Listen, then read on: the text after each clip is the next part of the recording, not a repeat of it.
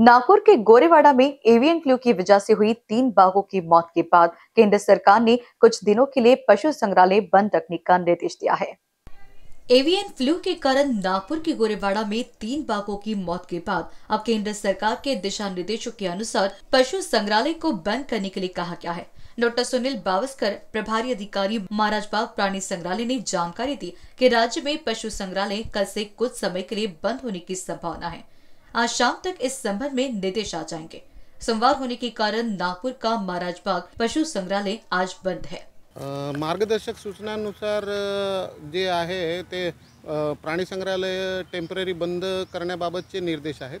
त्या हिशोबाने आणि तसंही आपला वीकली ऑफ असतो सोमवार, म्हणून आज प्राणी संग्रहालय बंद आहे आणि त्या गाईडलाईननुसार जे काय साफसफाई आणि सॅनिटायझेशन, डिसइन्फेक्शन याच्याबाबत जे मार्गदर्शक सूचना आहे तसं तर आपल्याकडे नियमितच होते, परंतु आता इथूनच म्हणजे आपल्या नागपूर शहरातच जर डेथ झालेल्या आहे त्या हिशोबाने आपण पुन्हा एकदा डिसइन्फेक्शन चालू केलेलं आहे आणि आता पुन्हा आपण मार्गदर्शनासाठी आपण प्रस्तावित केलं आहे। संध्याकाळपर्यंत येतील तर मग उद्याचा निर्णय घेण्यात येईल।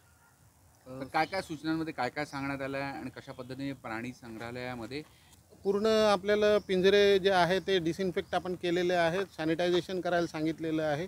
जो काय स्टाफ जे काय व्हेटरनरियन आपले प्राण्यांच्या पिंजऱ्यात जातात त्यांनाही काळजी घेण्याचे निर्देश आहेत। त्या हिशोबाने मग आपण मास्क लावून, ग्लव्ज घालून, PPP उपलब्ध करून दिलेले आहेत। त्या हिशोबाने आपण प्राण्यांची व जे काम करणारे कर्मचारी आहेत त्यांचीही काळजी घेत आहोत। त्या व्यतिरिक्त त्या प्राण्यांचे पिंजरे व त्या प्राण्यांचे जे नाईट शेल्टर वगैरे आहे त्याचं आपण डिसइन्फेक्शन करत आहोत। पण उद्या बंद राहणार, नेमकं काय काय चित्र राहणार आहे? आता हे संध्याकाळपर्यंत पिक्चर क्लिअर होईल, कारण आता त्या गाईडलाईननुसार तर प्राणी संग्रहालय बंद ठेवणं अपेक्षित आहे। त्यामुळे परंतु गोरेवाडाचं जे सफारी आहे ती चालू असल्याचं समजते। त्या हिशोबानं तसंही आपल्या कोणत्याही प्राण्यांमध्ये कोणत्याही प्रकारचे लक्षणं आढळून नाही आलेले आणि कोणताही प्राणी किंवा पक्षी आजारीही नाही आहे, तरी त्यांच्यावर जातीनं आपले जे एक्सपर्ट्स आहेत ते लक्ष ठेवून आहेत आणि त्या हिशोबानं मग आपण उद्या निर्णय घेऊ शकू त्याबाबत। 3 झालाय का आणि त्या संदर्भातले काही गाईडलाईन्स पुढे आले आहे का त्या अनुषंगाने काही?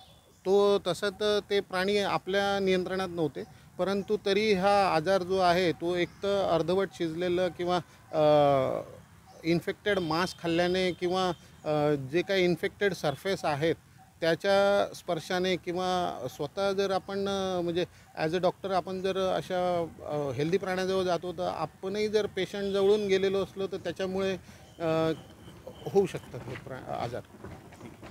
NBC न्यूज के लिए अभिषेक पांसी की रिपोर्ट।